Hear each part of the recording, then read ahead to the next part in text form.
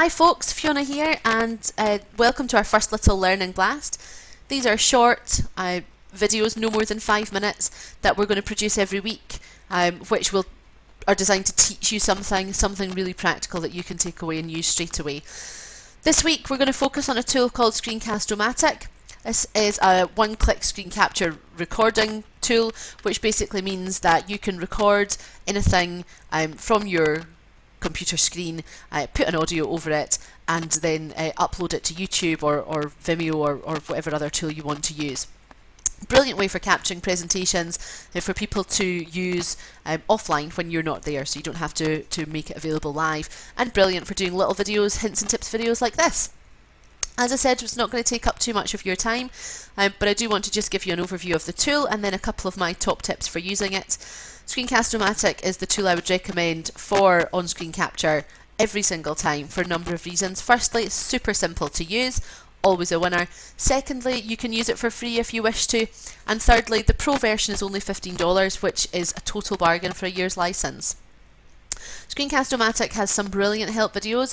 If you click on the website under help, you see here there's different videos available. So there's some teaching you about the basic editing tools, some about general help, and some about the SOM scripts. Some are also about premium hosting if you need that information. SOM scripts are brilliant. This is where you can record your script start to finish using the tool, and then you can go back and overlay your presentation on top. So it makes it a much slicker experience for the person watching your video at the end. So I'm not going to talk through the basic tools, the basic editing tools, or how to use them, because the help videos are there and they are really good and they're really simple to use. But I do want to share with you just a couple of things that I've learned from using the tool myself over time to maybe help you not make the mistakes that I have done and learn from my experience. So if we go into my account here, here's some of the recordings that I've got in my SOM account, and some of the scripts that I have available. So this is where, if you're just doing the audio, it would come up under here, but recordings, audio and screen together come up under recordings. So a couple of things I would say to you when you're going to use it. Key point is make sure your microphone's turned on. This is actually the second time I've recorded this, because the first time I got to the end and I realised I hadn't actually had my microphone on, so I was just recording screen with no audio at all, so that's not much use. The second thing, if I can go into a tool just to show you something. So this is an example of a presentation that I may wish to edit. So if I make a couple of edits to this, as I said, remember you'll get help videos on all this if you choose to use the tool, so don't panic if this doesn't make any sense to you or you're not following what I'm doing. I just want to make a few edits to this presentation so I can show you one of my other top tips.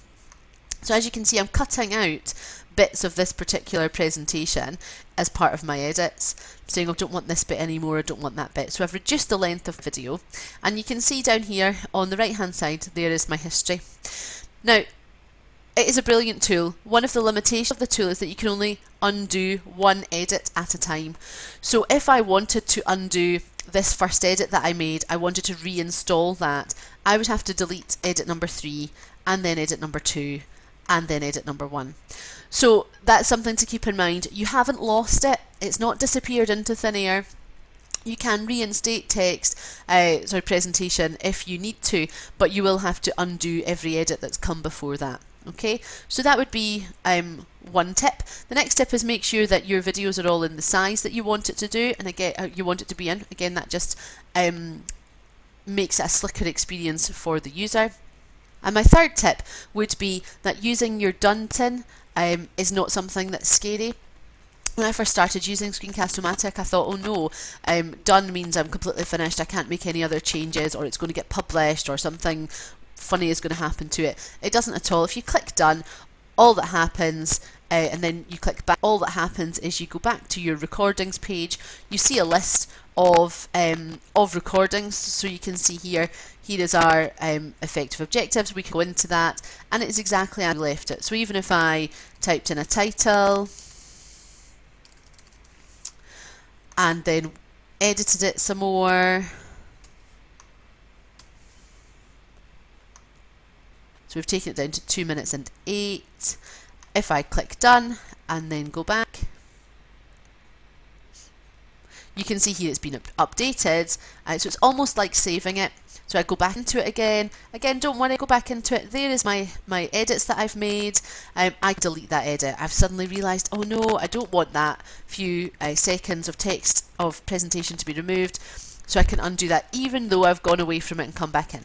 So those would be my top tips for using Screencast-o-matic on top of the help videos that you have available on the website. Absolutely brilliant tool. If you've got any questions or need any help with it, want to give me any feedback on the video, I would absolutely love to hear it. Visit us on our Facebook page or drop us a line on Twitter. See you next week. Bye.